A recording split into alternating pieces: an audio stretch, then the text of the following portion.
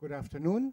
We'll open the session and welcome our audience in the drama studio here at Brunel, as well as our online audience to our Brunel Research Seminar series. And today is the 5th seminar of this year's season, and I'm delighted to have two special guests with me. And before I introduce them, just a general small introduction to the series, because we began last fall, at least as far as I'm concerned, still under the impact of the beginning of a increasing crisis sense in Europe through the flood of migrants and refugees and the complications that we knew this would cause to the states, to the Union, and to perhaps generally our thinking about migration and asylum and refuge in times of precarity and perhaps political crisis. So the title of the series is trying to address how political situations challenge artists, educators and practitioners to investigate where we stand and how we also can imagine perhaps evolutions of our democratic systems here, as well as how globally the situation will develop in times of war, because in a way we are in times of war. And all of the lectures this season have been dealing to some extent with very, very critical, very strong issues dealing with racism, with politics of culture and performance, with the body, with imaging, and with, in a sense, film also understood as an ethnographic and documentary practice dealing with crisis. Today, we have two members from Brunel University, one as a guest from Anthropology, who will be our second speaker, Maria Kastrinou, who's an ethnographer who's done extensive field work in the Middle East and especially in Syria. And both our guests, in fact, are authors who have just recently completed books. Yours is coming out, and I have flyers, yeah, and you should mention it later on. And our speaker from the theater department is my colleague Royona Mitra, whose book appeared a few months ago, and it's the first major study on the choreographer Akram Khan. And Royona will kick us off today, and since I passed out the bios, I don't want to necessarily spend time introducing, but Royona is a specialist in choreography, dance, and intercultural, transcultural theory, and has been speaking extensively on practices in dance, but has, I think, now begun a new area of research, and the notion of the politics of touch will be her subject. Yeah. So Maria, you and I will sit down. We'll come second. The two lectures are 25 to 30 minutes, followed by an intensive debate between all of us here in the studio. So please join me in welcoming both of our speakers, Royona Mitra and Maria Kastrinou. Of course, facetiously, I had prepared a couple of slides, but we can skip those. Piotr Cieplak stepped into Anshuman Mondal, who was not able to come last time. So he already showed his film, and last week I showed this brief slide, and then I found something yesterday. You know this man? Reenacting the death of a Syrian refugee on the shores of Turkey. And this was an image that we used to publicize your lecture. So I go out now and will bring up yours. Okay, Royona. Thank you, Johannes. Well, thank you very much for inviting me to present today, Johannes. And I think I forced myself to actually start writing and sharing some of my very new material from the project that I'm now going on to, as Johannes said earlier. I think it's fair to say that my work has consistently been in the areas of race, post-coloniality, body, choreographies of diasporas and migratory bodies. And it's when I wanted to start working on this idea of area of choreographing touch, I thought I was moving away from it. I genuinely thought that, naively, that somehow it was going to trigger new areas, and it is in many ways, but it also in some other ways, those kind of crucial frameworks of race, post-coloniality, nation, are just not letting go of me, or rather maybe I'm not letting go of them. So there are overlaps here, but equally I'm quite nervous, but quite excited because I am sharing new material today. It's very, very early stages of my next book project. And in a way, it's a perfect platform because I could have presented something from my book, but that would have been lazy. So thank you for giving me this opportunity. So my paper today is entitled Choreographing the Politics of Touch. During my transnational movement training between India and the UK, there is a moment that remains transformative and drives the crux of my embodied intercultural tensions.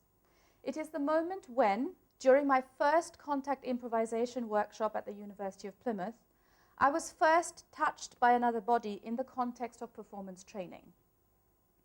The touch was not instructional, but exploratory. The touch was, of course, mutual. I touched the other body as much as it touched me. The touch started off as functional, allowing us to physically explore the shifting points of contact so that we could be responsible for each other's sense of balance in moments of imbalance. But the touch also triggered emotions and sensations that were generated as a result of unfolding into the unknown. The touch was exhilarating, but also terrifying, both at once. Not because I did not trust my partner's ability to support my weight and I would come crashing down, but because my Indian body, coded and loaded with culturally specific regulations of propriety that govern touch, especially intimate touch, had experienced a breakdown of these norms. I remember writing about this very moment in retrospect many years later in my first academic publication, which actually was in a book that was edited by Johannes back in 2005.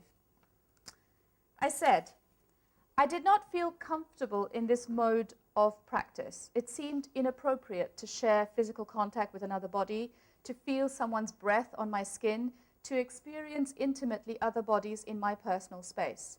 I was not comfortable with the close association of my performing body with my sexuality, and was threatened by the physical invasion of my personal space.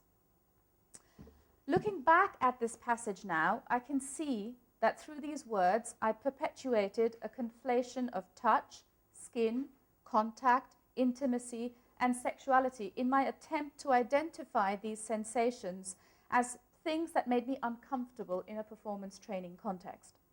I also realize that through associating my Indianness to these touch-led discomforts, I was further perpetuating Orientalist binaries of the West as a space for free expression in the arts, and the rest as constrained, codified, and repressed.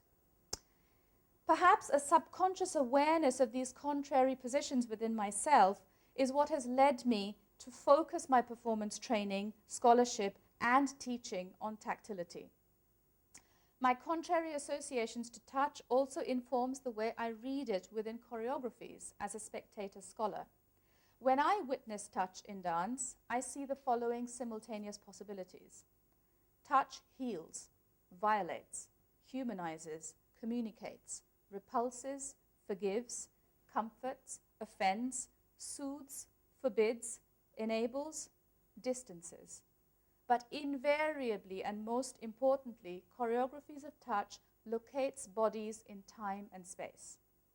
And so I start my paper today by locating my beginnings, culturally, politically, and aesthetically in Calcutta, in India, in order to provide a context from which to offer my subsequent analyses of choreographies of touch in the late Indian choreographer Chandralekha's Sharira from 2001, and the more recent Akram Khan Company's work, Until the Lions, 2016.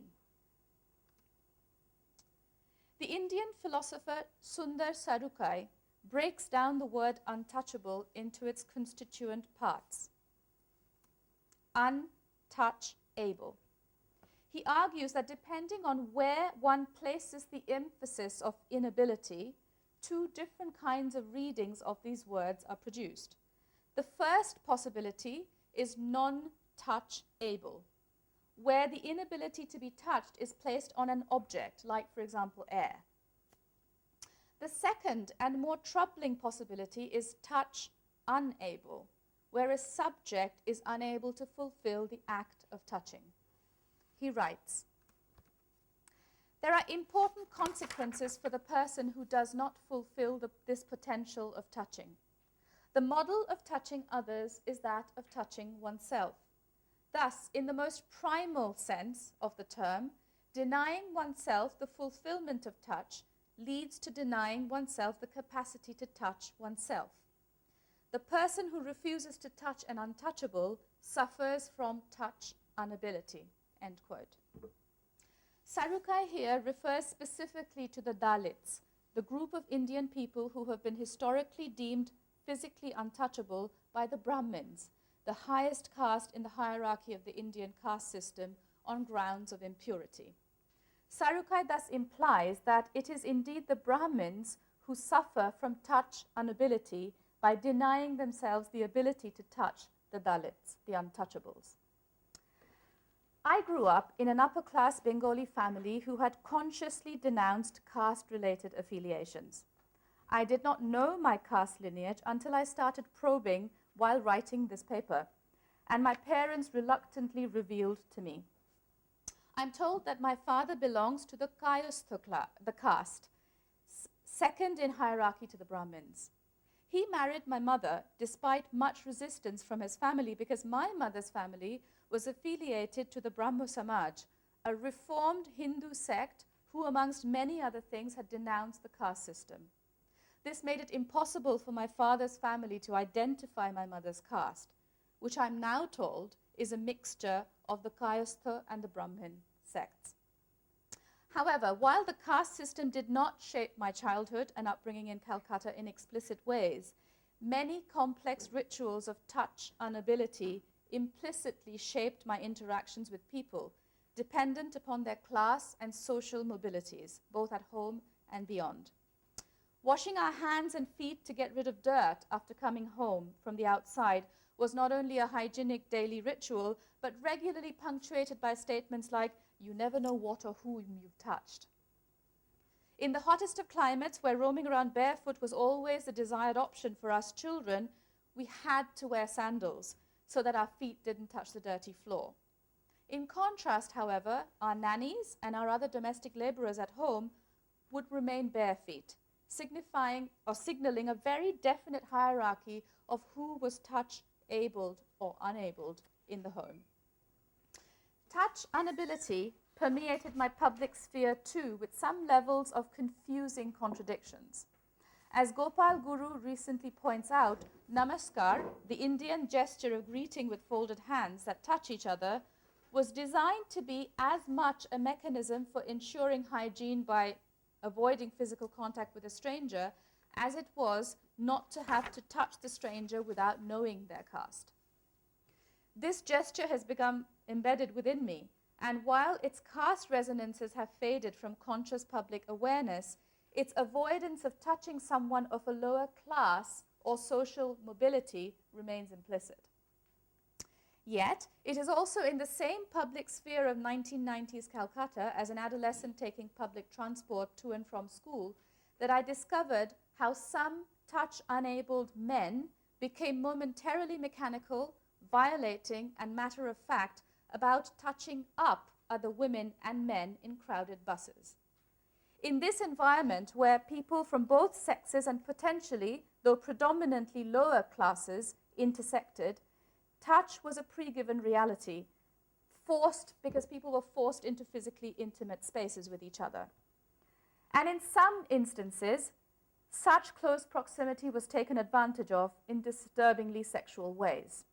In these tight spaces, Erin Manning's conjectures on tact as a preemptive and culturally coded awareness of knowing when not to touch was ignored by some. The tight space then became the excuse for some people to forego tact, in order to touch bodies across a spectrum of social mobilities. On another end of the spectrum, however, I grew up with television images of thousands of people thronging to touch the feet or hands of spiritual leaders to receive their blessings, because their touch was believed to have a sacred power to heal. These contrary experiences of tactility permeated the codified aesthetic sphere of my classical Kathak training. In each of my 3 tutelages under 3 gurus, we were encouraged to touch the feet of our gurus to receive blessings before and after a lesson. There were also occasional moments when our gurus would come and make subtle physical contact with their hands to correct a mudra or our positions. But other than these instances, my experience of Kathak remained touch enabled. As a result, I have come to look upon Kathak as a predominantly solo form, where the dancer's personal space is clearly demarcated through extended arms and no other body invades this space. Even as I learned to narrate stories of love, eroticism, and intimacy, we were taught to mime these moments of sensual interactions, which were evoked through abhinaya, or very coded gestures. For me, physical contact in Kathak was thus suggested, but never actually materialized. Governed closely by these contrary and hierarchical sensibilities around touch, I grew up in a Calcutta embodying a keen sense of what Constance Classen refers to as what to touch, how to touch, and what significance to give different kinds of touch within and across different social groups. On moving to the UK at the age of 18 to pursue a degree program in theatre and performance, I had to learn to renegotiate my relationship to touch in order to start making contact with a whole new set of cultural parameters and practices that I found myself in. Often conflated as one and the same thing and used interchangeably, touch and contact, though interconnected, are actually quite different. Sundar Sarukai helpfully points to the Sanskrit equivalents of these words, sporsha and samyoga, respectively, to distinguish between them. While sporsha refers to the sensation of touch perceived through the sense organ of skin, samyoga implies a relation established through 2 or more different sense organs. Thus, contact can, but does not necessarily have to involve touch, and touch can, in conjunction with one more sense organ, lead to contact or a relation. Touch is hence a sensation, while contact is a relation. Steve Paxton, the American dance artist to whom the form of contact improvisation is attributed, comments on the interrelatedness between touch, skin, and contact in this somatic language. The touch thing is magic. That's the whole point of it. The touch and the weight shift is really fast communication. It's very interesting to me that the skin is able to translate it into reaction as quickly as it can, end quote. While Paxton refers specifically to the use of touch and how it creates contact through weight shifting within contact improv, his observations about the skin's ability to establish relations as it intersects with other skins can also be extended to the use of touch within Western choreographic language more widely. Touch, both in its pedestrian and stylized forms, has become embedded within contemporary choreographic vocabularies, not just as a functional mechanism to get a body from A to B, but as a form that both evokes and critiques human relations.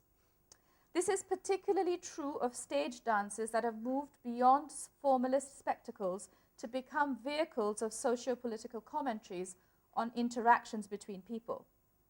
While on the surface the pedestrian and stylized nature of choreographic touch might appear different, they stem from the same conceptual place, which Erin Manning describes as a reaching toward another person to discover new possibilities and generate stories that have not been written yet.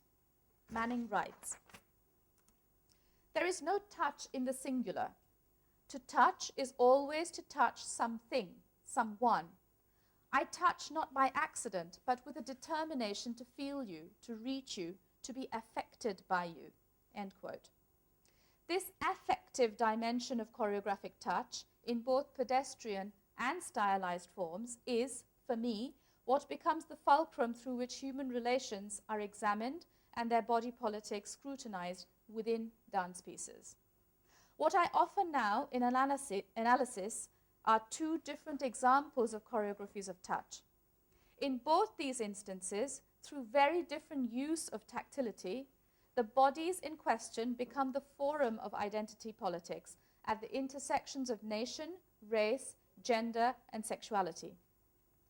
The first piece, Sharira, by the late Indian feminist activist choreographer Chandralekha, uses non-touch in key moments as a feminist strategy to embody female sexuality as powerfully self-sufficient, without falling prey to either the need for a man's touch to fulfill her or to the codes of misogynistic erotica. The second piece, Akram Khan's Until the Lions, is Akram Khan's retelling of a story from the Indian epic Mahabharata. Here, the female protagonist Amba mobilizes touch to seek justice against Bhishma by forcing him to acknowledge her need for sexual fulfillment despite his lifelong vow of celibacy. This then becomes an instance where through touch, female desire is acknowledged and prioritized. But to understand both these pieces' tactility-based interventions, I'm going to provide a brief context of Indian womanhood and sexuality as a framing device. Present-day Indian cultural sensibilities continue to promote a strictly heteronormative model of sexuality of the dominant man and the submissive woman as an extension of the nation's social and legal sanctioning of respectable sexual behavior. Jyoti Puri confirms this, and she says, in India, the norms of adult sexuality are quite unambiguous. It belongs within marriage and is meant to procreate, end quote. Gitanjali Ganguly clarifies that even within a marriage, quote, criminal and civil laws in India construct women's sexuality as subordinate to male sexuality and systemize sexuality within a marital heterosexist paradigm, end quote. Constructed by and framed within nationalist rhetoric, the post-colonial Indian woman remains the controlled vehicle for respectable sexuality and a guardian of the nation's morality. This brief context, very simplistic, I know, for the brevity of time, is necessary, however, to understand how both Chandralekha and Khan challenge the idea of the submissive Indian woman within the heterosexist paradigm of Indian sexuality. Sharira is a bold and intimate evocation of sexuality, particularly female sexuality. A heterosexual duet, it draws upon the synergies between yoga and Kalaripayattu, a martial art form from South India, to create a somatic language that harbors great emotional intensity. The piece does not start as a duet, however, and in fact, it is the evocation of the woman, Tishani Doshi, and her self-fulfilled and self-sufficient solo that constitutes Chandralekha's first intervention to the idea of male dominance and female submission. But for the purpose of this paper, it is actually the duet part of the piece that I'm going to focus on. Shaji John enters the space that Doshi has been commanding singularly for over 20 minutes or so with a strong Kalaripayattu kick. The initial masculine dominance of this movement instantly gives way to deference for Doshi's female presence as he kneels before her with his back to us. A series of intimate and erotic interactions develop between the two of them, which go a great distance to dismantle received notions of male dominance and female submissiveness. As Doshi sits with her legs wide apart, gazing straight into the audience, John lowers his head ever so slowly until it disappears into the very depths of her pelvis. She responds equally slowly by arching her back and flexing her feet even further. Doshi and John mirror each other. They play, they tease. They seem to move in and out of each other, entwined in a prolonged sexual ritual where the powers shift back and forth between them, but predominantly foregrounded in doshi. Despite such explicit and implicit sexual imagery, Chandralekha's choreography never objectifies either the female or the male form, nor does Sharira ever titillate the audience. This is because, I argue, Doshi and John rarely touch. Yet one cannot deny the strong contact that is generated between them, demonstrating that contact does not always arise from touch. Chandralekha's choreographic strategy of non-touch in selective moments enables Sharira to become a powerful commentary on sexuality and intimacy within a seemingly touch-enabled culture. Doshi and John's chemistry is palpably charged, heightened by the prolonged moments when they do not touch, and held seamlessly together by the rare moments when they do. There is also a distinct sense that it is Doshi who chooses not to touch or to be touched, and she exercises great power in controlling the moments and the ways in which John interacts with her. She crafts and manipulates the intimacy she desires, how far it travels and where it ends. It is in Chandralekha's foregrounding of Doshi's sexuality through the conscious choices that she makes and the dominant role that she plays in the ritual that Sharira becomes an important statement on Indian female sexuality. Rustam Bharucha confirms that Chandralekha's choreography consistently emphasizes female sexuality as independent, primal, generative, and dynamic, where the male force often appears as a mere vehicle for the former, and therefore the less dominant of the two forces. Sharira's deployment of non-touch in key moments as a conscious choreographic strategy and a sexual choice also complicates Sarukai's splitting of untouchability into the touch-enabled subject and the non-touch-abled object. Chandralekha instead offers a third possibility of a touch-abled subject who chooses non-touch as an empowered mode of sexual expression. For Doshi, non-touch in certain moments of her ritual with John enables her to exercise dominance and control, and is mobilized not because she is not permitted to touch, but because she chooses not to. Thus, it is non-touch that challenges the normative position of the Indian woman as the submissive, agency-lacking object in a heterosexual relation. In complete contrast, it is the ability to touch and be touched that lends Amba, the female protagonist in Until the Lions, sexual and social agency. Until the Lions is Akram Khan's 21st century interpretation of the story of Amba and Bhishma from the Indian epic of the Mahabharata, played by the Taiwanese Ching Ying Chien and Khan respectively. In the Mahabharata, Bhishma abducts Amba as a bride for his brother, only to find out that Amba is in love with another man. He sets Amba free to return to her lover, who then disowns her because she has already now been claimed by this other man. Amba returns to Bhishma, seeking his compassion, since she sees him as responsible for her ill fate, and asks him to marry her. Bhishma is not able to do this, as he has taken a lifelong vow of celibacy. Amba swears she will avenge Bhishma's cruelty and is reborn as Shikandi, a man who is finally able to kill Bhishma at the battlefield. Touch lies at the heart of Khan's reimaginings of these exchanges between Amba, Bhishma, and Shikandi. For the final part of this paper, I want to focus on the use of touch between Amba and Bhishma, when Amba, rejected by the man she loves due to circumstances beyond her control, urges Bhishma to consummate their union. She stands before him, takes his hand, and places it gently upon her face, as though she wants him to get to know every contour, every crevice, every rise and fall through his touch. He removes it quickly. She repeats the gesture. moving his hand to touch her hair, her neck, her breast, her stomach. Each time he flinches and removes his hand from making contact with her body.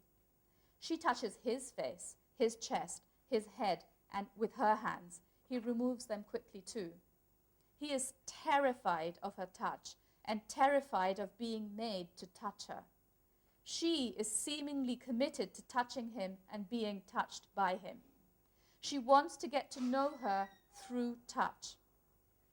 Considering this is the first interaction with a complete stranger, Amba seeks intimacy and isn't afraid to guide Bhishma towards it. She's also clearly in control, and he is clearly destabilized by his own position of submissiveness. Yet, with each repetitive touch, gentle and violent, an ambiguous and mutual relationship of charged intimacy begins to transpire between them. So in Khan's retelling of the Amba Bhishma story, it's ambiguous whether actually Bhishma's lifelong celibacy is challenged or not. It remains questionable. In Amba and Bhishma's tactile interactions, Bhishma embodies Sarukai's sexual touch inability and is terrified to touch and be touched because he is not permitted to touch as a lifelong celibate man. Amba challenges his celibacy and his touch inability, not as a temptress, but as a woman seeking revenge against her own ill fate, for which she sees Bhishma is responsible. She therefore mobilizes touch to destabilize the core of Bhishma's sacred dharma, his moral conduct. This depiction of Indian womanhood as autonomous in seeking sexual fulfillment, in order to seek justice, is therefore an interventionist reading of Amba's mythical and submissive predicament. Furthermore, it is a feminist critique of the predominantly patriarchal nature of dharma, the repercussions of which were often borne out on women from the Mahabharata in submissive capacities. Be it Yudhishthira's dharma to prioritize his oath to pawn everything he owned at the game of dice, including his wife Draupadi, and losing her, or Arjuna's dharma to obey his mother's words when, without realizing, she requested that he shared his prize, his bride Draupadi, equally among his brothers. So she became a shared property between 5 men in order to stick for dharma. Amba's attack of Bhishma's dharma of keeping his oath of lifelong celibacy thus becomes a significant feminist intervention in the way dharma has been a patriarchal construct within the Mahabharata narratives. As a conclusion, my ability to read the choreographies of touch in these 2 instances is thus informed and layered by my own knowledge of the women they speak of and to, alongside my own embodied and contrary associations to India's conflicting relationships to touch. These associations are, of course, further complicated when choreographies of touch operate at the intersections between race, nation, gender, and sexuality. And I'm aware that due to brevity of time, I have not been able to address these issues fully, if at all. But I'm painfully aware of the need to address them. What, for example, is the significance of a Taiwanese body playing the role of an Indian woman within Khan's retelling of this story? Indeed, it is these very intersectional issues that lies at the heart of my larger project, at the moment titled Choreographing Touch, Politicizing Contact at the Intersections of Race, Nation, Gender, and Sexuality. What I have shared today is a mere and early starting point from this larger project, from the perspective of a position I know most intimately, my own. Thank you.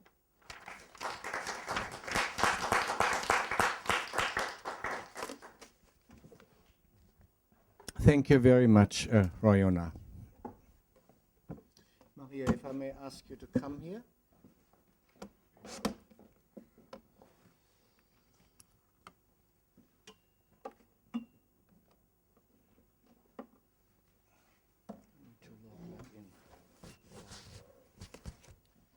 Thank you for this very powerful opening lecture, Royona, and I'm sure there will be many comments and questions afterwards. As we're getting ready for our second speaker, need to see that the system sees you. 1 second.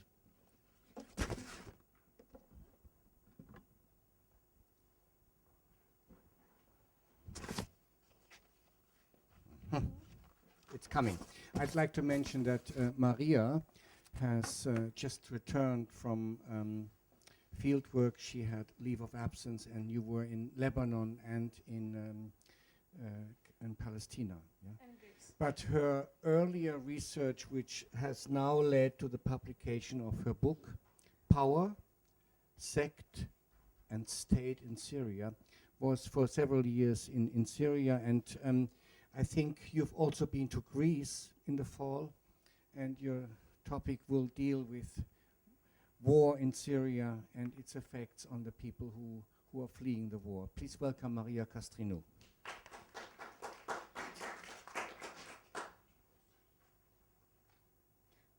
Okay, thank you very much. I will be standing up just so you can all hear me better. I'm really pleased to be here. Thank you very much, Johan. Because there's a strange and interesting connection, I think, from the book to the new research that I will be presenting, and for this seminar. And this kind of connection, strangely enough, is that in 2008, when I first went to Syria, I went there searching for dances. The performances and the politics, let's say, of moving bodies. I was led in a very anthropological fashion into a Druze neighborhood in Damascus, where I learned to dance in social celebrations such as weddings. And I followed dancers in theaters and rural folklore festivals, sponsored and organized by the Syrian state. And the photograph you see here is actually from Lace Troupe, which is the first movement theater troupe in Syria. And thank you. And from their performance in Damascus Citadel, Alf Mabruk, which means congratulations in Arabic, a wish given during weddings. But I found out that all dances were staged as weddings in Syria. Indeed, marriage was a significant social idiom of relating that was used beyond wedding celebrations in order to construct and legitimize claims of belonging in both the state and the sect. So it was an ideological but also a very embodied arena where struggles were fought, struggles from desiring, let's say, a forbidden other to desiring a different political system. So the research that resulted in my book that is being published hopefully within the month is based on empirical fieldwork conducted before the war, and thus is an ethnographic glimpse of the life of the people who came to be family and friends in a city that was incredibly beautiful and now surrounded by war in a lot of senses, from a very different time and a very different place from what Syria is today. And marriage was indeed a pervasive way of relating back then, but idioms and ways of relating have remained crucially important for Syrians today. So in this talk, I present new insights from new fieldwork that I have carried out with Syrians in Greece primarily, but also in Lebanon, and a way to attempt to contextualize and perhaps recenter the debates that we hear about the European crisis of migration from the perspective of providing thick descriptions of the life and experience of the people that have to navigate through really uncertain times and spaces of refuge. So specifically, I will be exploring, I guess, from relating through marriage idioms to relating through specifically idioms of hospitality. So, either we survive the sea or we'll die is a phrase I heard often, perhaps too often, uttered by people who had crossed the sea, and again, too often with little children, people of all ages and genders. Indeed, 1 million people came to Europe seeking refuge last year. Of these, more than 856,000 people were estimated to have passed through Greece, and mainly through the island of Lesbos, where I did most of my field work.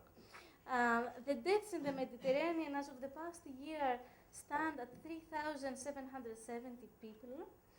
And in December, UNHCR gave a really harrowing new estimation that 600,000 people were expected to cross the sea border with Turkey in the next 4 months. So let's start from the first question that comes to everybody's mind. Why are these mothers and fathers willing to risk the lives of their babies to cross the perilous sea into Europe? Why grandparents? Why pregnant women? What are they escaping from? What are they leaving behind? And what they hope to find once they survive the sea? So let's start with the story of Noor, or the reply of Noor to that question. Noor, her name and all the names here are pseudonyms, but the story is real. Noor is an Arabic teacher from Damascus. I met her in Athens on her way to Holland, hoping to have a reunification with her husband, who had already been to Holland. She had come from the Palestinian Yarmouk camp in Damascus, where she had endured bombs, arbitrary arrests, and intrusions to her house. In 2013, she moved to Jordan in the Zatari camp with her child and husband. And from there, because the people really lived in such destitute conditions, they decided to move back to Syria, and through Syria make the perilous and very dangerous way to Turkey and then to Europe, because in the Zatari camp they couldn't offer anything. They were unable to sustain themselves. They couldn't work, they couldn't do anything. So her reply to the question, so why, how come you came here, was that safety is a grace. Like to be able to walk at 6 p.m. without fearing that someone will pull you from your hand and take you, or that a car stops next to you that kidnaps you. She then on went to say, we live on the hope of returning to Syria. Nobody went to Europe because they love it, because always one's homeland is dearer. Now there's no other escape than Europe. So you take the risk and go in the sea, and then you live or you die. But you take the risk for the future of your children. In Syria there is nothing to do, no electricity, water is cut, we live in terror, and that's why people leave. So in Noor's narrative, we note her emphasis on first running to safety, but also the hopes that Syria will be there, that this run to safety will be temporary.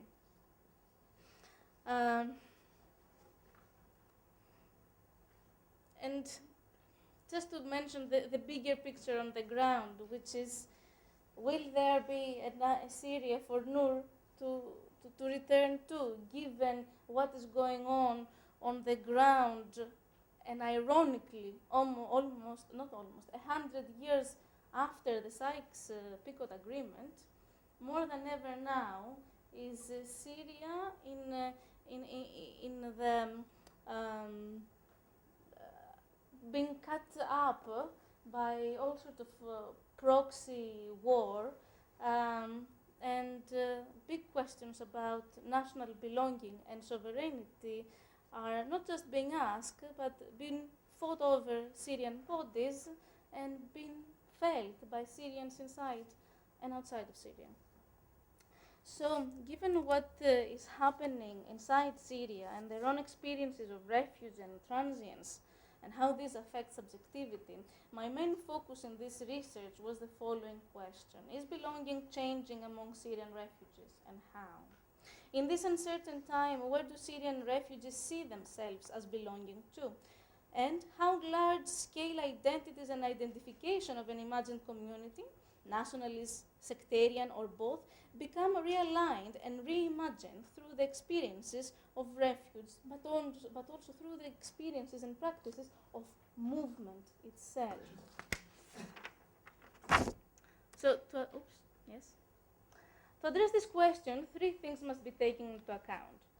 first of all, to have a background to political subjectivities prior to war, and specifically nationalism and sectarianism. So this is my previous work in Syria, that shows, puts together an historical and ethnographic perspective of how sectarianism and nationalism are actually modern political and social processes.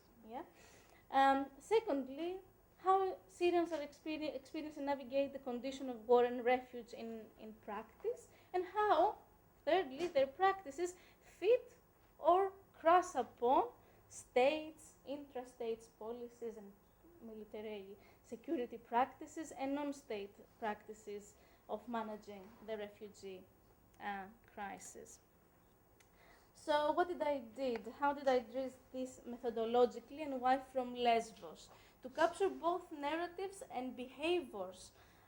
Lesbos was chosen as the focal and most transient point, the largest entrance point to the EU, but also the place where really quite most flagged, most dangerous, and a good point to understand the convergences and classes of hospitality, let's say, between Syrians and Syrians encountering Europe through Greece. And here, for example, this anthropologist was specifically important because she had lived in Syria, spoke Arabic, but she's Greek as well, so it was an interesting point. Also, Lesbos, Mytilene, is the first island to introduce the new policy, the new European policy of hotspots since October 2015. So, therefore, it's a good understanding of the different anthropological and political contexts, the sectarianism and nationalism in Syria and Greece, and differences and similarities in the experience of the state. Of course, this kind of research was very different from my previous participant observation in Syria. And so, for example, here is me dressed up as a Bedouin from Raqqa, now the capital of the Islamic Caliphate, and this is me in the port of Mytilene, and this is Mytilene. So it was very difficult. It was very different. So instead of long-term participant observation, I tried to do as best as I could to forge relations with people, to have long narrative interviews, and to spend a lot of time with few people, I guess. And incredibly, most of the people that I met in Lesbos have actually kept in touch with me, and therefore, with research on Syrian refugees in Europe, it could be interesting in the future to see to what extent their ideas and practices change. So let me share with you a few of the research findings. So, firstly, refugees' ideas about Syria, belonging and experience of refuge were vastly different from those held by host communities. And I have two examples here. Syria is a rich cake and everybody wants a piece of it, is something that a lot of people told me, trying to explain what is going on in Syria, which shows a complex geopolitical analysis of the ongoing war that challenges the predominant and quite simplistic dichotomy of pro-anti-regime war. The second part of it was that everybody, and this was a really interesting point of encounter, was very, very keen to talk to me about what we remembered from Syria before. So do you remember Syria? Do you remember this? Do you remember how everybody was living in peace and that it was impolite to ask about someone's religion?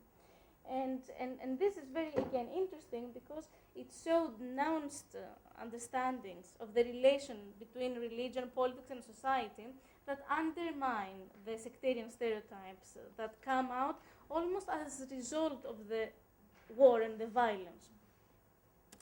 Another finding is that refugees' ideas about arriving and staying in Europe are actually very different from the ideas and the fears in host or transient border and state spaces.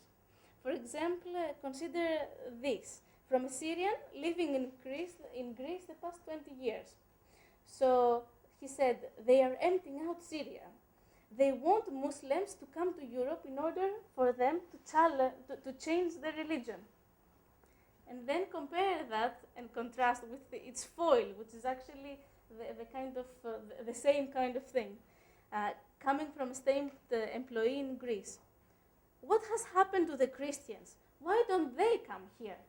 So this speaks to fear. Both actually, those quotes speaks to fears of demographic change and challenges to purity. They're almost foil of each other from opposite directions. So bearing in mind such responses from those who are not refugees, I will spend the remaining of the presentation unpacking Syrian experiences, practices, and understandings of refuge. Okay. So what cultural practices do Syrian refugees use to navigate these uncertain times and unfamiliar spaces? While in Lesbos, firstly, I noticed a huge concern with attendance and numbers. For example, someone told me, I think that Germany has had too many Syrians. Maybe I'll go to Holland. Has Germany had too many? Asking me. Or something else. Most of the people who are here and who are asking for asylum, they are not Syrians. They pretend to be Syrians. Secondly, I noticed an elaborate discourse of dirt. And here, for those of us who are anthropologists in the room, we will know that dirt is an important anthropological stable, Mary Douglas and so on, is a concept that helps us to understand matter out of place and making sense out of chaos through order in a way. So consider this, Syria gave refuge to all and without camps. Here they treat us worse than animals. We live in dirt. So here comes from a lady in Lebanon, in a Lebanese informal camp, which she and her family from Aleppo, they have been living there since 2013, and they have been living in a tent with just a concrete floor, having rented a piece of land from a farmer near the border to Syria. And as you can see here, the day that we were talking, it started raining, and of course the rain came all inside and so on. So another quote, so dirty, look where we have to wait, from an engineer woman in the port of Mytilene. Is this Europe? The third aspect of the concern of the Syrians, as you can see here, is gifts. And Rim told me, showing me the jewelry in her hand in that photograph, choose one to remember me. I brought this with me. Rim is a young woman in her late 20s who had fled from Deir ez-Zor with her husband and a three-year-old. She wanted me to actually keep one of her jewelry after we had a really informal conversation. I said that I will take a picture and that it is as if she had given me all of the jewelry. But this, by no means, was an exceptional gesture. Actually, most of the Syrians that I met in Greece and Lebanon were either giving me gifts, like buying me small souvenirs or inviting me to tea and coffee, and treating me as a guest in the more permanent camp, so in the camp in Lebanon or in camps in Mytilene, like as if we were back in Syria. So this means bringing out rounds of coffee, tea, sweets, fruit, and even, especially in my first days of field work, gifting me their trust and a lot of their psychological support to continue my research. So telling me, go on, you must do that. So all these gifts are hugely significant. The anthropology of gift in Marcel Maus's formulation puts that strong and powerful relations are created in the giving and receiving of gifts that bind both giver and receiver in reciprocal and ongoing social relations. That means that the gift is a form, an embodiment of sociality, but one that includes power relations as well as the promise for reciprocation. Coming from dispossessed, hapless victims of war, as the stereotype of the refugee implies, this is a powerful expression of agency and an even more powerful exercise in human dignity. Cultural arithmetic, dirt, gifts, what do all these have in common? I think that all these make sense and fit together when we understand them through the framework of hospitality. So istiqbal in Arabic means receiving or welcoming, and it is the word that the Syrian refugees use to describe their experiences of entering through borders and new state spaces.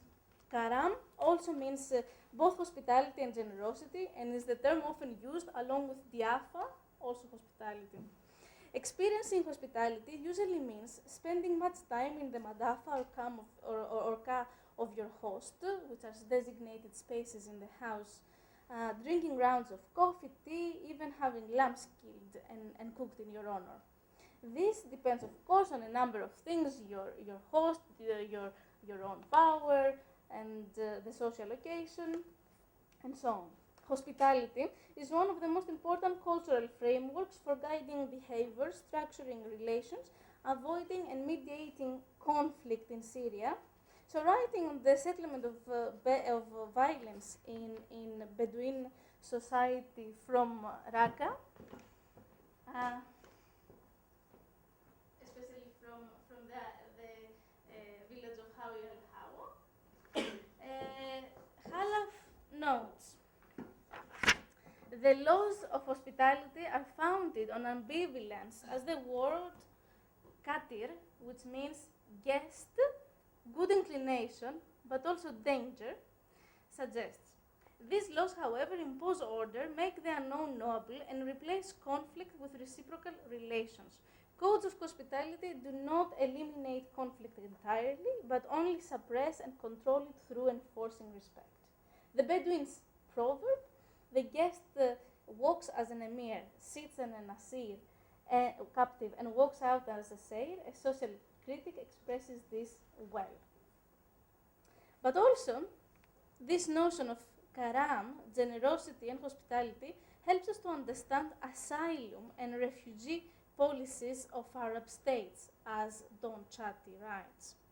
Countries of the region tend to avoid enactment of asylum laws, largely because asylum is deeply rooted in notions of individual, family, and group reputation.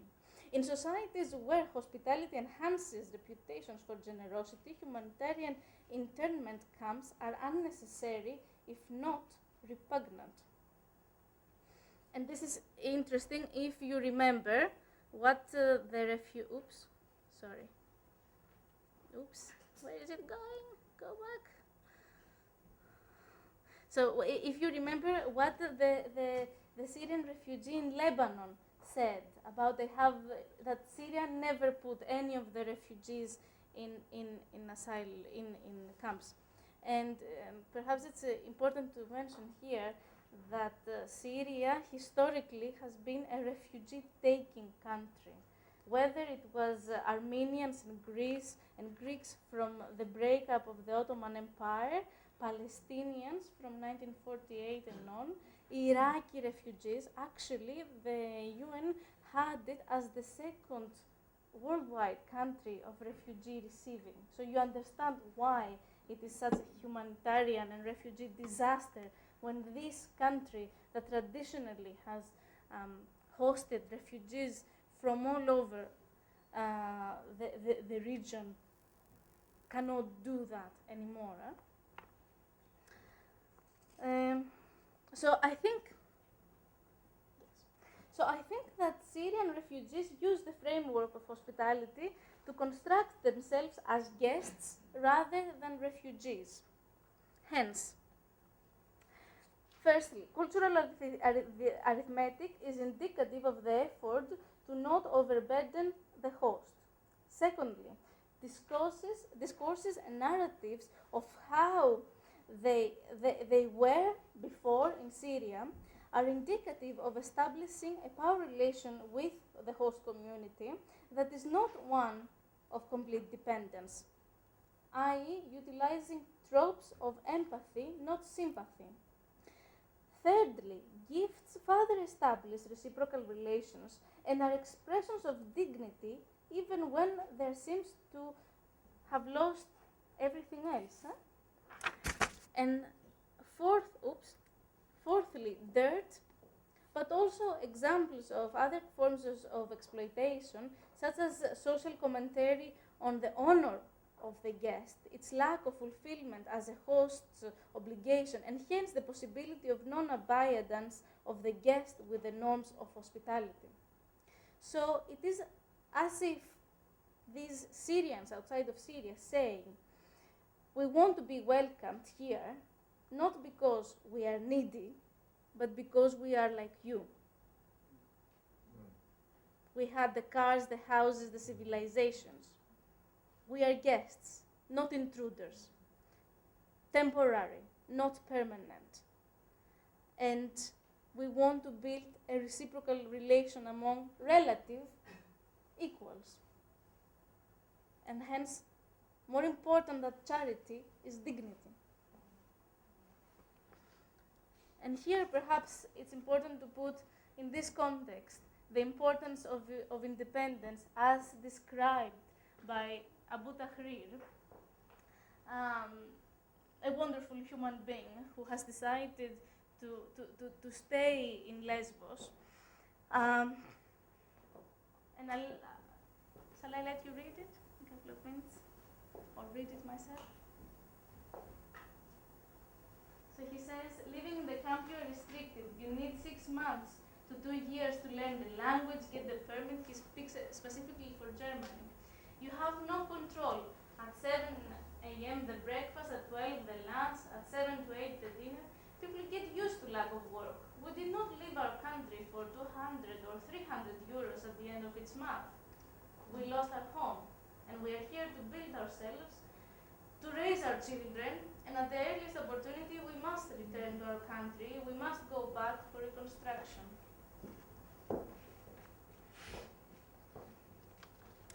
Now, closing this presentation, and it's very interesting, for example, in Lesbos. In Lesbos, in the island of Lesbos, there is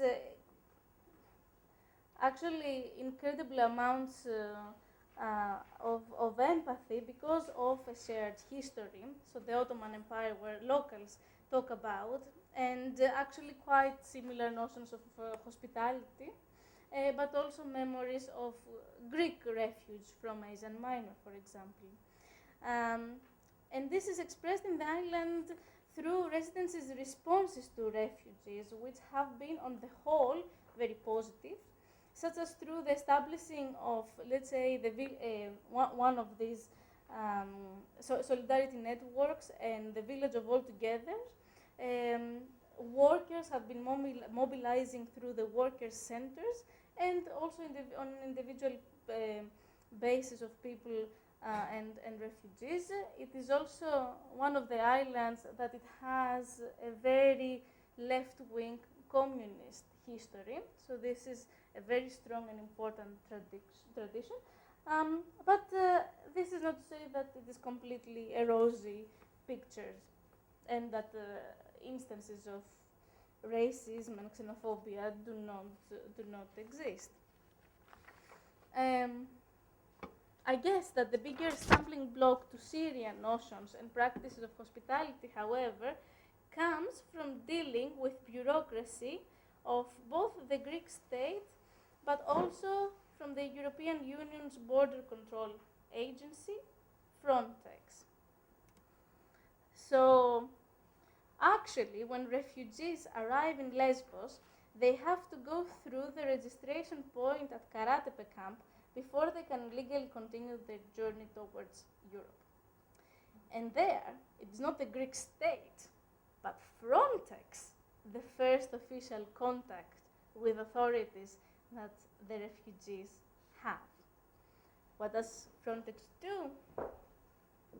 they screen and interview each person to verify who they are. Only then they pass through to the Greek police, where they receive the permission to stay for 6 months and they have their fingerprints taken. This process, after the perilous journey out of the sea, further confounds, of course, notions of hospitality. So, especially the policy of creating hotspots is evidence of the increasing securitization and militarization of the borders that directly comes and confronts notions, local, Greek, but also Syrian, of hospitality and generally of humanity. So I guess this is the next stage of my project, to understand, apart from Syrian responses, how these state and intra-state practices of militarization, of creating whole gray zones of danger in the Aegean, are managing refugees, for what purposes, how that fits generally, and what that, I guess, can tell us about the increasingly necropolitical policies of the European Union. So, on that note, I think I said that. This is my ongoing work. So I would like to just close with this photograph. This is an artist from Syria, Halil Yunis.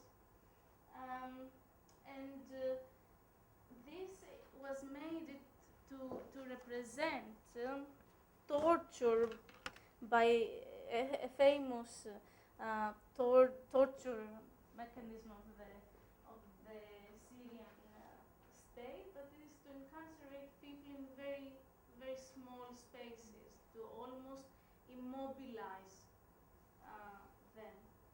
So I would like to just leave you with that as an idea to think, borders, hotspots, how do these other things in the so-called democratic West actually infringe on the right of people to move. Thank you.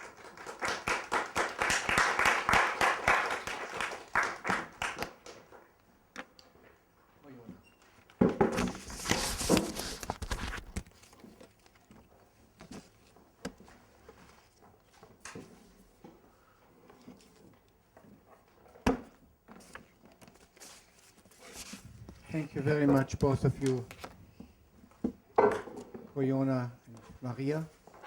And I don't really want to make a transition except to thank you for two very powerful investigations, and open the floor for questions and commentaries. As a footnote, though, I think you mentioned a term that just rang a bell: imagined communities. Benedict Anderson just passed away, the author who I think coined the phrase and thematized questions of nationality and senses of belonging, and how we imagine to what we belong. So your report from Lesbos is very powerful, and these are terms perhaps that are not even yet so familiar to some of you. Hotspotting, yeah?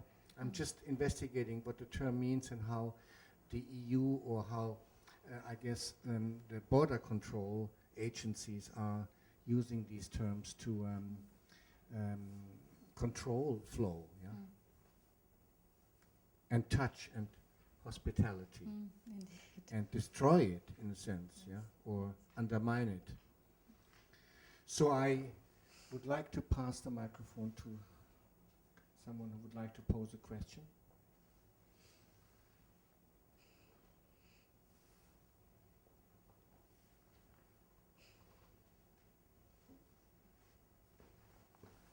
If you don't mind speaking into it so we can record it. Thank you. I wanted to pick up, Maria, on your idea about hospitality.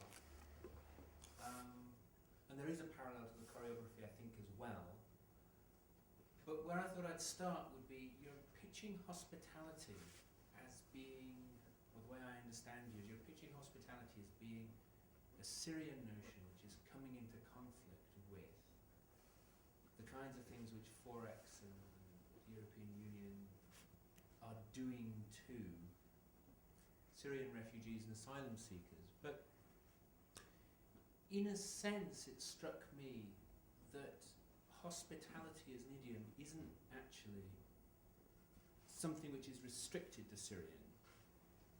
And what you could read Forex as also responding to questions about hospitality.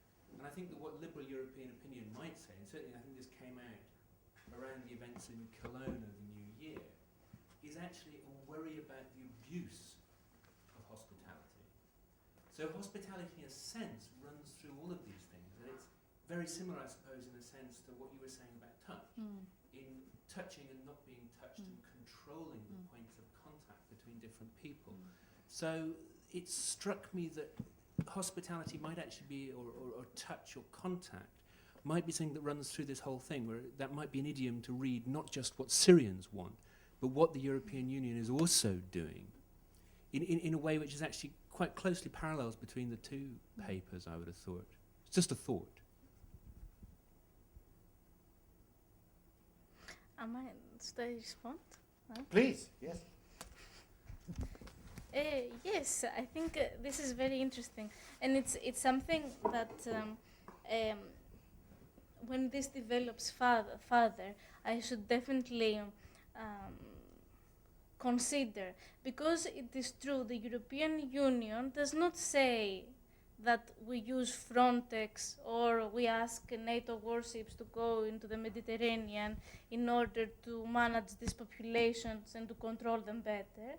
Of course, it builds its narrative as a form of hospitality, and not only a form of hospitality, actually it has different ideological connotations or colors between hospitality, so being a good host and being welcoming, and at the same time providing charity, so providing hospitality and aid from a position of power that structurally disempowers other people, in the sense that they should be welcome to come to this, land of everything great, democracy and so on.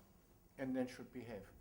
Of course, and then they should behave. Not only that, we should. Okay, so let me just finish one thought at the time.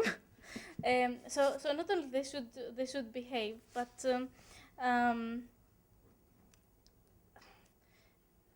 so on one hand, it's interesting to see what, and I must see what European Union projects as its ideology, in a sense, as perhaps Abrams has told us many years ago to see and to understand states. So what kind of ideology, how does the state, or the interstate in our case, presents itself through legitimate and indifferent domination, so the modes of presentation, ideological or not, of a state. But on the other hand, they should not be conflated with, what the European Union or state and intra-state organizations tell us that they want to do, and studying the practices of them doing it. And studying the practices, I guess firstly you need to see the ideologies of mixing trafficking and smuggling.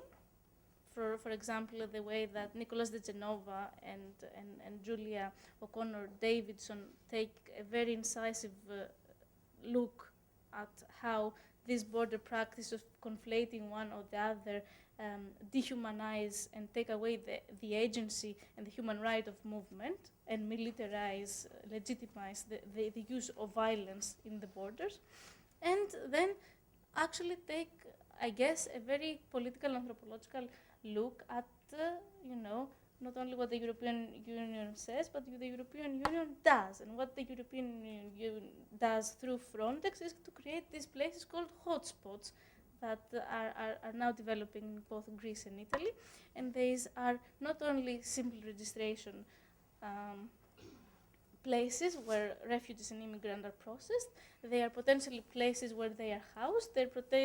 Immigrants are housed almost not with their wishes, because, I mean, let's be honest, no one wants to stay in Greece or Italy. And regulated in a ways that fit the profit of European economics. So in ways that, you know, these refugees and immigrants provide cheap labor, I'm saying. I think. Holly. Yeah, so both really wonderful papers. So Royona, I've just got one comment slash question and a second question. But I mean, I thought it was really quite fascinating, this idea, and very much coming from your own personal history, the relationship of touch, and especially in line with submission and domination, I guess. My one point was that I wonder if, though, also this idea of, say, contact improvisation and dance and the space of dance, having done training myself and been with and trained some people in contact improv and other types of things like that, nobody's comfortable with it. You know what I mean? At first. So that idea of pushing yourself. I'm very comfortable. Well, I mean, of the people who are learning this kind of tactic, actually getting young students over their fear of touch is something that is a lot of the part of performance training in general, and over their fear of certain kind of spaces. So there's something quite interesting in actually the realm of the medium of performance that allows us to do things that we might not do in a regular or polite society. And alongside of that, I wondered, with all of the things that you're looking at within that, if you're also looking at generation difference or age, because that is very interesting as well. Yeah, and the other, my question really is also about the kinesphere. So this notion of when space is invaded and they feel the touch even though you're not touching. So that kind of really interesting thing about this idea of touch being more than just the skin. So just thought. Okay, so the simple question is, a simple response to the second bit is that no, I haven't yet. But I think that is something that I'm very aware of. I'm particularly thinking about the example of in the public transport back in Calcutta that I evoked, where you are forced into a situation to touch, but it's not actually, the implications of that touch is the kinesphere. It's beyond what is actually happening skin to skin. So I haven't thought that through enough, but it is something I know I'm very aware of and I need to go into. The response to the other question, which is about the discomfort around, the general discomfort around the performance training medium of touch and how students respond to it. So I've got a kind of like an anecdote to share with you, which I think I might put this into context. As some of you know, I was at the Mellon Dance Studies Seminar at Northwestern University last summer, and the final is a week-long kind of seminar with scholars and dance scholars across the world, primarily American scholars because it's an American organization that funds it, but there were a few other transnational scholars there also. Anyway, the very final moment of the workshop was a practical workshop. In fact, the only moment where we actually did any practice out of a week of talking about dance practice. So it was fascinating. And the theme of that workshop, because of the way the week had gone, transpired to be decolonizing dance studies, dance practice. And at the end of it, at the end of the workshop, I made a comment, which I didn't realize was such a troublemaking comment, but it transpired to be, where I said it's interesting that in an environment where we're trying to decolonize dance practice or ideologies of dance practice, we all unknowingly seemed colonized by the practice of contact improvisation. And everyone fell into that mode. Now, I said I find it fascinating that, and I was implicit within that myself, and I just said, it's interesting that in trying to decolonize, we found another language that we all were colonized by. When I said this, it was very apparent that there were the very few people and scholars of color within that room who also happened to be non-American broke down in tears.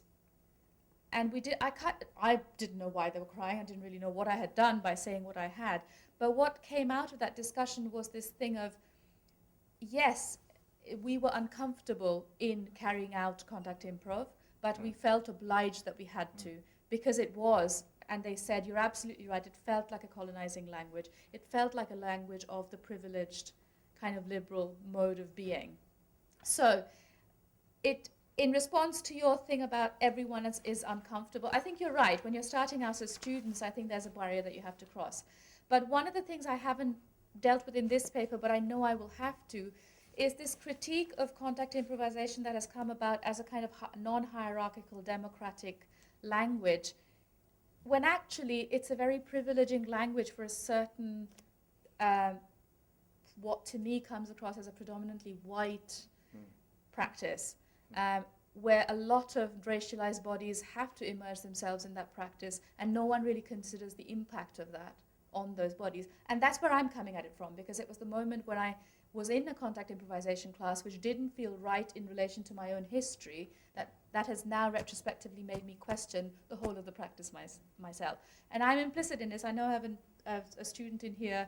I know that my teaching includes contact improv, and I'm starting to question what it means for bodies who may be having similar kinds of discomforts within it. So I don't think it's just that everybody's uncomfortable. I think there has been a privileging of that language, which also needs to be critiqued. Sure. But I was just talking about that kind of notion of, in some ways, what the performance space can allow people to do. Absolutely. Yeah, Yeah, it's an I interesting recognize kind of that, thing. which is why I always wanted to say it's in the performance training context. Yeah. Yeah. I appreciate it. And the terms that you introduced at the very beginning of, given your history and what you told us about growing up in Calcutta, the touch inability was a very powerful term for me.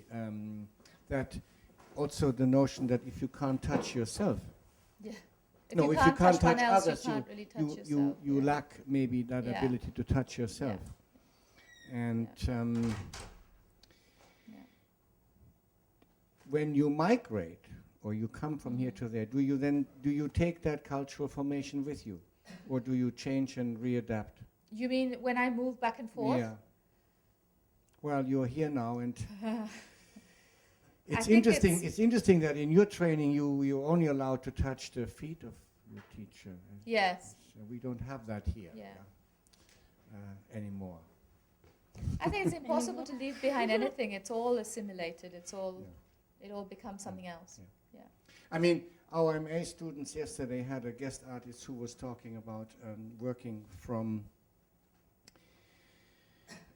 biophysical data that he's taking from the inside of the body that we can't ordinarily hear, and then amplify the way that body speaks. And it was very fascinating to see how he then performed again in a solo mode. Yeah, and I was grateful for your examples of the two case studies. Do you have questions about that, or coming back to Maria's? First of all, I would like to thank Maria for the research about Syria. I'm Syrian. Studying here at Brunel. I came here to study, and then I can't go back, and I feel like it's very difficult for me. I have to stay here.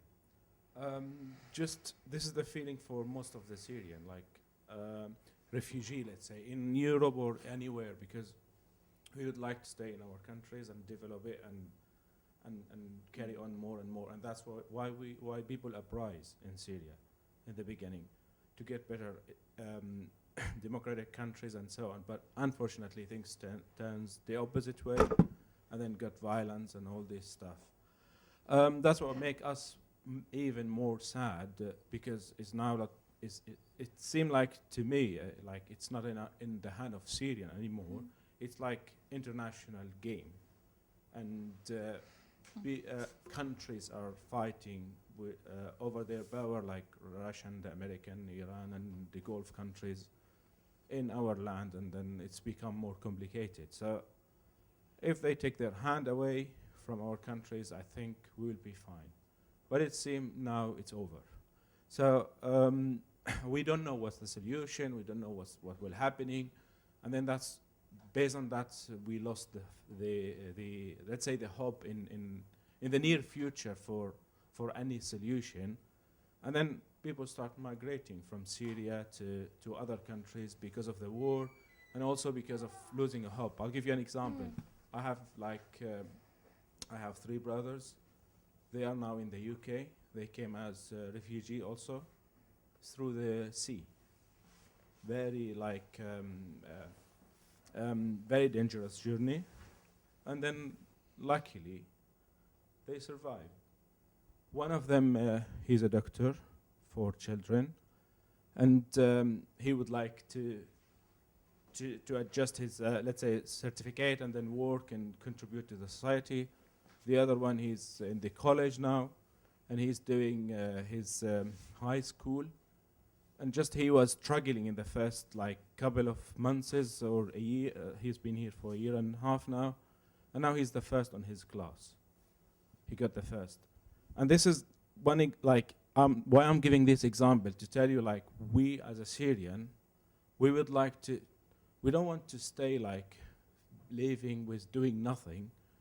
No, we want to develop ourselves, and then that's what we kicked out of our countries. And then we came to a safe place, and then we want to develop ourselves and contribute to the society with it. And then hopefully in any near future, if we have the chance to go back, we will go back to rebuild the country, as you say, as you quote some people. But this is, I don't know how many people will go back after a couple of years being here and then adapt to the society and maybe enjoy it here, or losing the hope in coming back and so. But this might be let's say a coin with 2 sides. One is positive, the other one is negative. Positive to learn and get new skills, new education and all this stuff, and go with it and develop the country. Or maybe not coming back and lose all these resources, because so many people fled out of Syria, and I'm very sad for this migration also, but at the moment I'm very happy. Also at the same time I'm very happy because life is saved instead of wasted. And the issue, that's I'm just expressing my feeling as a Syrian, just to say my opinion. And also the idea of hospitality is it's built in the Syrian community, in the Arab culture, so that's why we always appreciate it. We take it with us. We can't leave it behind us, and we can't just not being hospitable, even if we are in very bad situation. Like the gift they give it to you while they need it, let's say. And hopefully, I don't know, I'm very happy to see universities and all this stuff doing research about it, about Syria, and probably maybe later on it could be a suggestion or something like this to follow up with all the Syrians fled from Syria. What's their contribution in the society that they are in? I don't know. I know it's difficult. You heard about the Syrians in Uruguay, have you? Yeah? Okay. Thank you. Okay. Well, thank you for your commentary. Is there a question that we can add to the speakers from the floor? I'm actually trying to understand this notion of the complication of hospitality and reciprocality when I read this in an online discussion yesterday about the 42 Syrians that were brought into Uruguay who complained, and feel that it's not hospitable enough, and that they could earn more if they had gone to a different country than they can earn in Uruguay. And the protest that they raised, I thought, was quite interesting in terms of what you expect from your host, and how you want to maintain the independence, perhaps to earn more, than you perhaps allotted to. Tom. I just wanted to talk a little bit about borders. It seems to me that borders are places of touch. There's a lovely story in The Truce by Primo Levi about his experience of different border crossings, which is all about touch. obviously has a horrific experience of going into the camp and being, as it were, that border. But he also has these lovely stories about the border when he crosses into the Soviet control and when he crosses into the American control when he's going back to Italy. And it would be very interesting to look at because, of course, when he goes into the Soviet control, they have these two women who wash all the prisoners by hand. And that's their kind of welcome into Soviet control. But, of course, this is after the war, so this is 46, he gets on the wrong train, Primo Levi, and ends up in Belarus. So he goes completely the wrong direction. So it takes him a year to get back to Italy. And when he gets back into Italy, when he's going across that border, it's much more like the thing you were talking about in Lesbos, where the Americans have fully automated it. And in fact, they've removed any notion of touch because they're all wearing, it's all mechanical, and they're also all wearing gloves. So there's a way in which, and this came back, because when I was thinking about your thing about touch and touchability, there's a level at which to be able to touch, or to have your touching out, as it were, that's about being human. And there is a sense in which we do create categories of people who not only can they not be touched, but in fact they can't touch either. Because when they touch you, it doesn't constitute what we think of as touch. So I was wondering if you could, both of you actually, reflect on the extent to which borders and touch are loaded with notions of what it means to be human. You've just reminded me of, is that okay if I... Yes. You just reminded me of a wonderful description from, again, actually, an Akram Khan piece, 0 Degrees, which I know I've used before, where at the border control, once they've been through the border control between Bangladesh and India and the train goes, Khan, in this performance, is sitting there, they're relating the story where he's sitting there with his cousin, and there's a wailing Bangladeshi woman in the train with what appears to be a dead body in her lap, and she's saying, someone help me, and it's at the border, which has been controlled with passports, and Akram's Bangladeshi cousin says to him, whatever you do, don't touch that body, because if you do, you'll be implicated and you'll be the one blamed for having killed that person. So the entire 0 Degrees is about really about a kind of cathartic guilt release of the fact that he wasn't able to help this image of the dead body and the moments between life and death and the questioning of his own humanity, because he didn't want to get implicated in the bureaucracy of it. So I don't have a more nuanced response than that, but from what you said, that immediately came to me. And I think borders, touch, humanity are incredibly important things to consider for me. Yeah. This is a really good idea, and thank you. And I will definitely use it, because I saw masks and I saw gloves and I saw them worn in different times and at different places by different actors. For example, from port police to policemen to, but what is more important in a sense, these are the material artifacts of different kinds of state and state practices, the kind of the practices themselves that give away, that construct categories materially. So they are hugely important and constructive to think with, because also not only borders are spaces of contact, but at the same time borders are always, or especially in my case, they're spaces of extreme experimentation, I think. So hotspots are experimental spaces, new spaces of police and army power, of state power, of intrastate conflict, of managing the hotspot is also, I thought it was interesting, is that when you touch someone, it's a hotspot. Do you know what I mean? So that's an interesting metaphor of, it's a hotspot of problems, but it's also, that itself becomes a hotspot if you touch someone.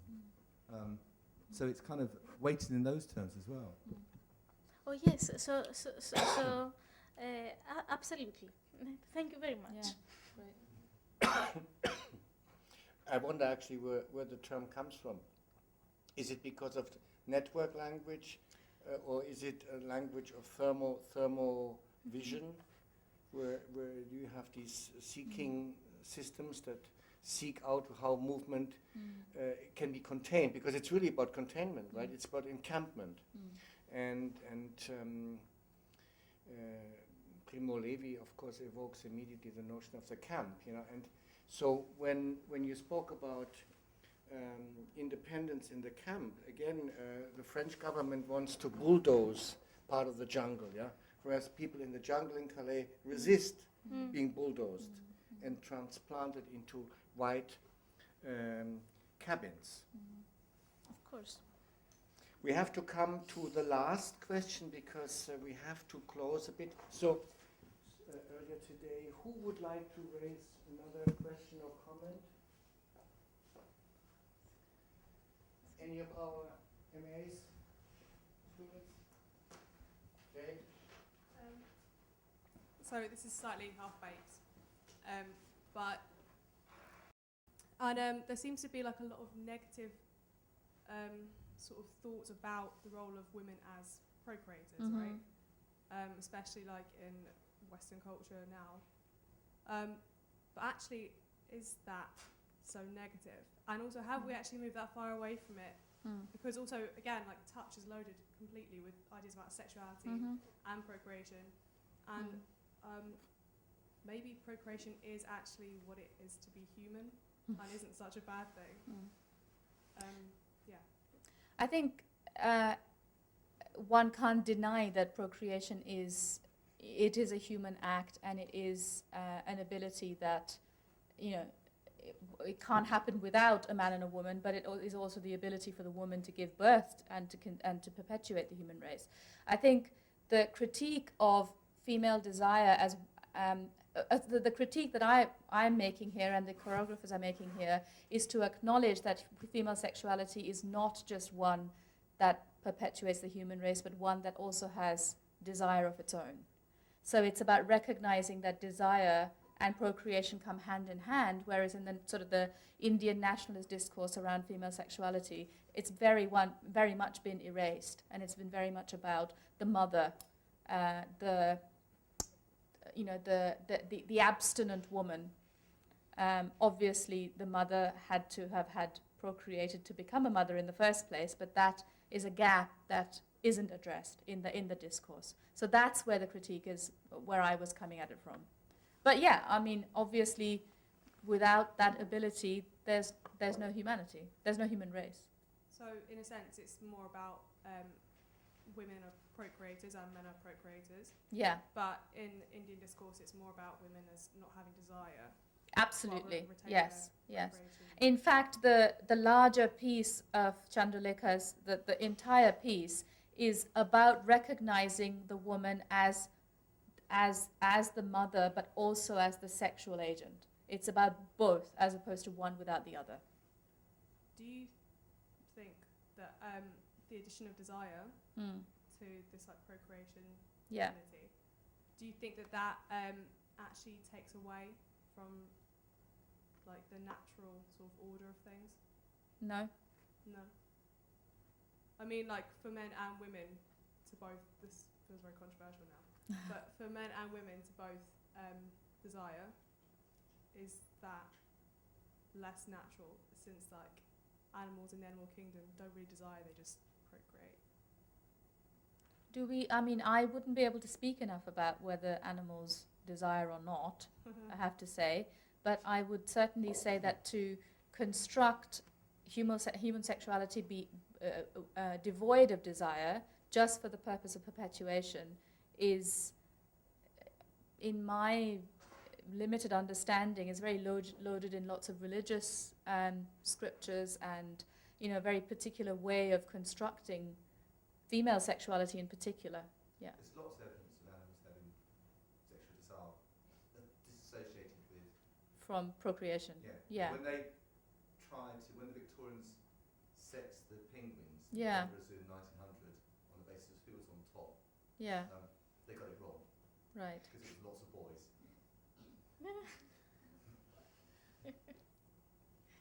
Yeah. Good. Actually, I wanted you guys to disagree with me then. So that's You're all welcome to please come up to the speakers afterwards. And we also have flyers and also have Royona's book here for you to look at. And for me, just to thank now our two speakers again, Maria and Royona, thanks a million. We have one more session coming up featuring Holly, who was here, and another guest from Greece who has been doing research on the islands. And so please come back for our next seminar. Thank you very much.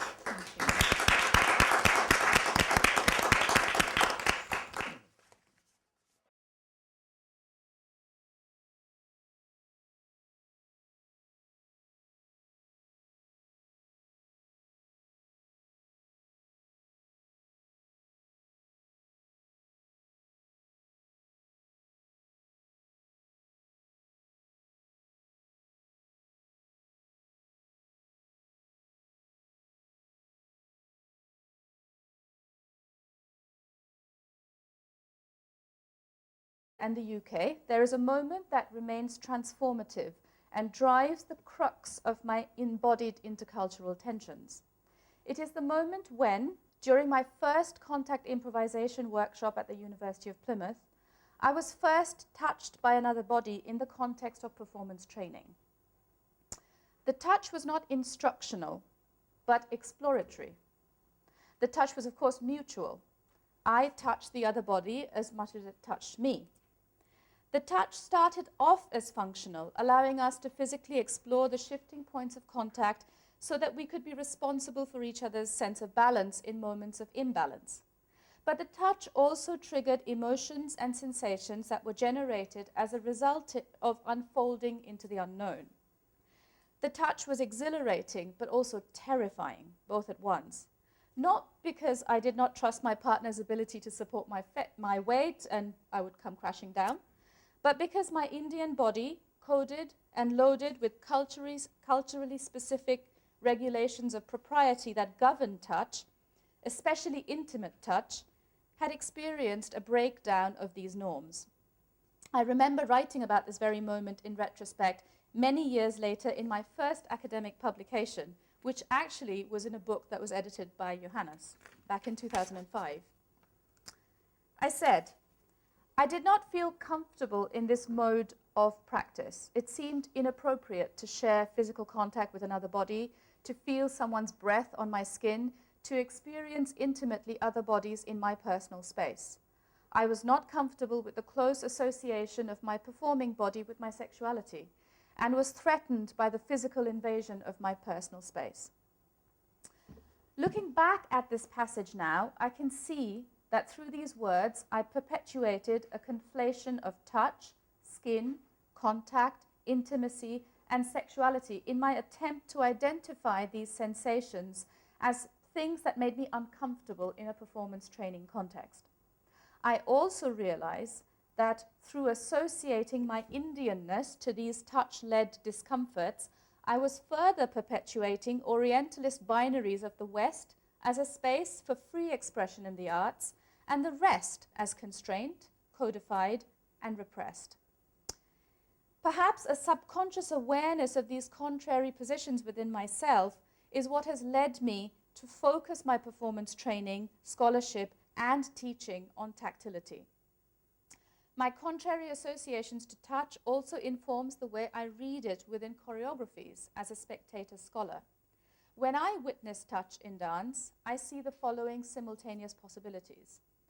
Touch heals, violates, humanizes, communicates. Speaking extensively on practices in dance, but has, I think, now begun a new area of research, and the notion of the politics of touch will be her subject. Yeah. So Maria, you and I will sit down, we'll come second. The two lectures are 25 to 30 minutes, followed by an intensive debate between all of us here in the studio. So please join me in welcoming both of our speakers, Royona Mitra and Maria Kastrinou.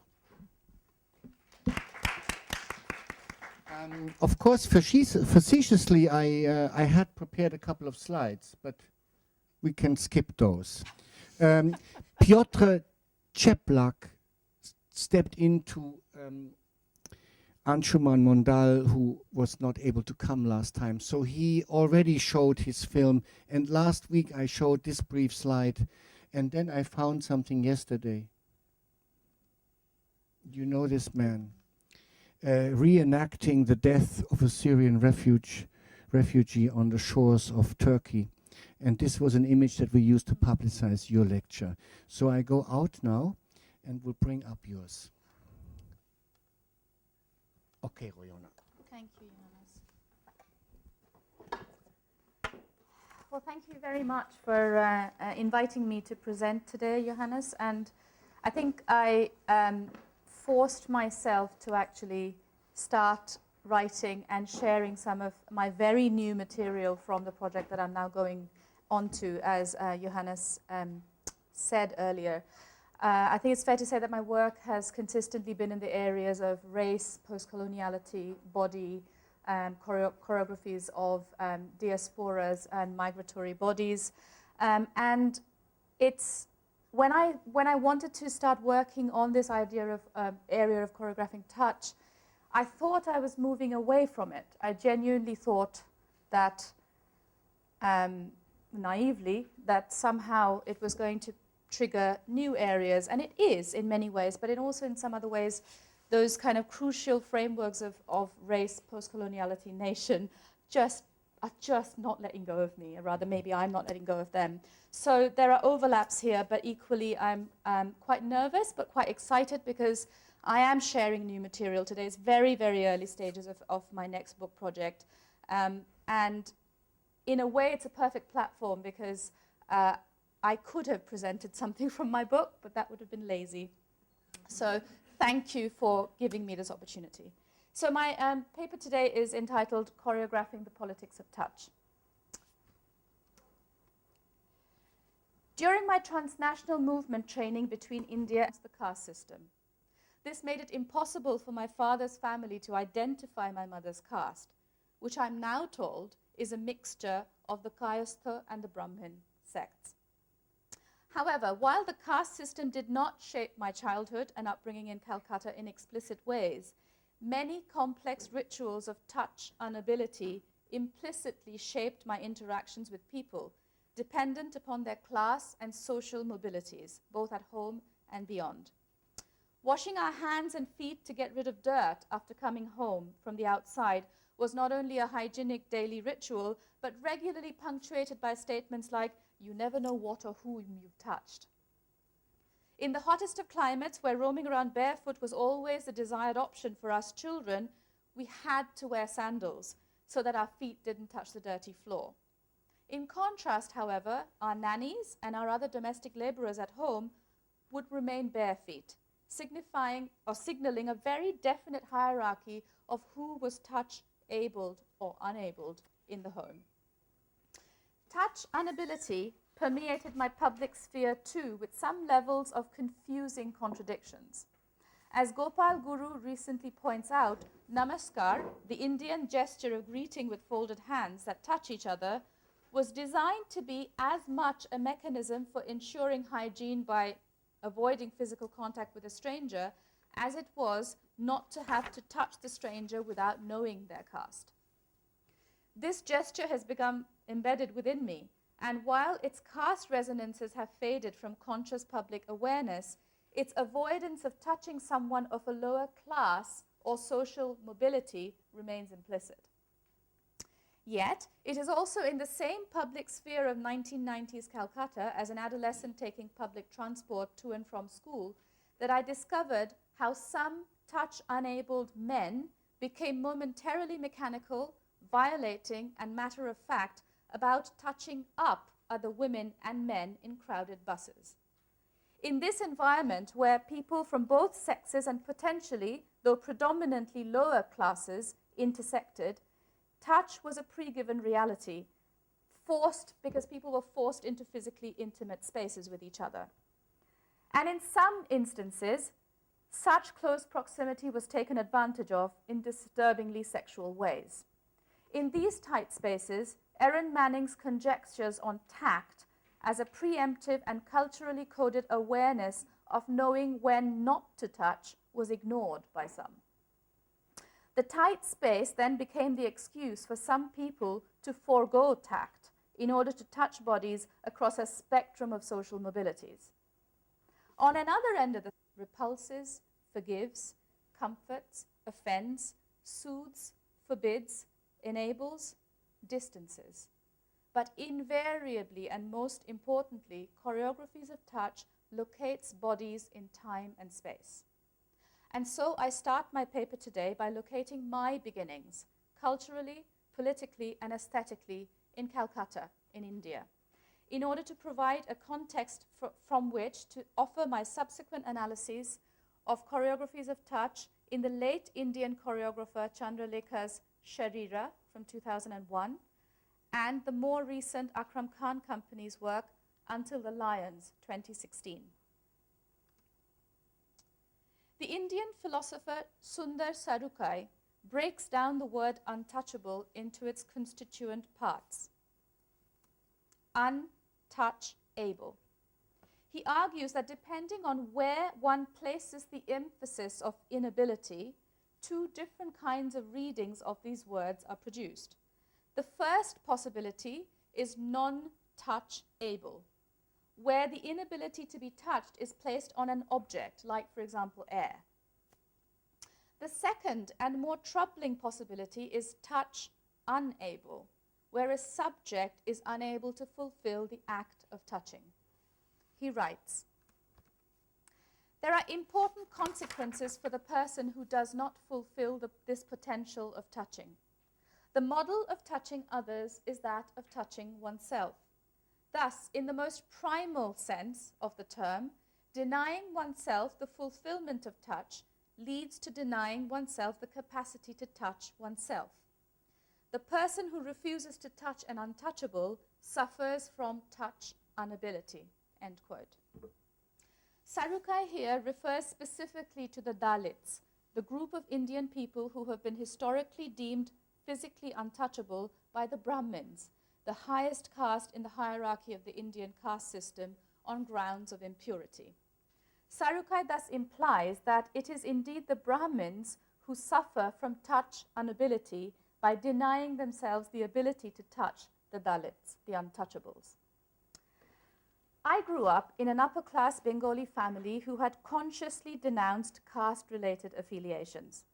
I did not know my caste lineage until I started probing while writing this paper, and my parents reluctantly revealed to me. I'm told that my father belongs to the Kayastha, the caste, second in hierarchy to the Brahmins. He married my mother despite much resistance from his family because my mother's family was affiliated to the Brahmo Samaj, a reformed Hindu sect who, amongst many other things, had denounced. Good afternoon.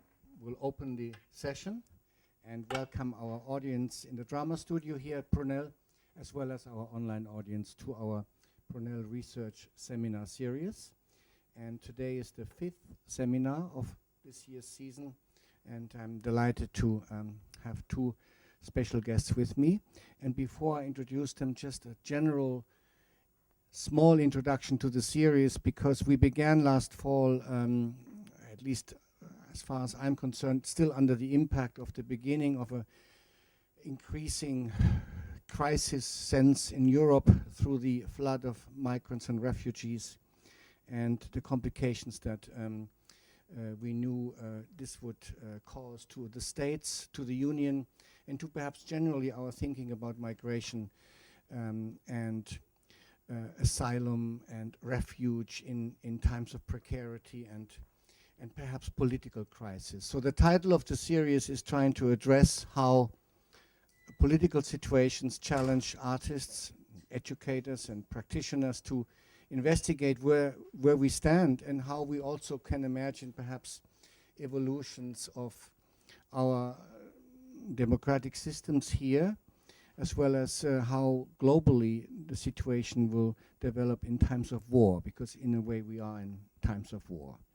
And all of the lectures this season have been dealing to some extent with very, very critical, very strong issues dealing with racism, with the politics of culture and performance, with the body, with imaging, and with, in a sense, film also understood as an ethnographic and documentary practice dealing with crisis. Today, we have 2 members from Brunel University, one as a guest from Anthropology, who will be our second speaker, Maria Kastrinou, who's an ethnographer who's done extensive field work in the Middle East and especially in Syria. And both our guests, in fact, are authors who have just recently completed books. Yours is coming out, and I have flyers, yeah, and you should mention it later on. And our speaker from the theater department is my colleague Royona Mitra, whose book appeared a few months ago, and it's the first major study on the choreographer Akram Khan. And Royona will kick us off today, and since I passed out the bios, I don't want to necessarily spend time introducing, but Royona is a specialist in choreography, dance, and intercultural, transcultural theory, and has been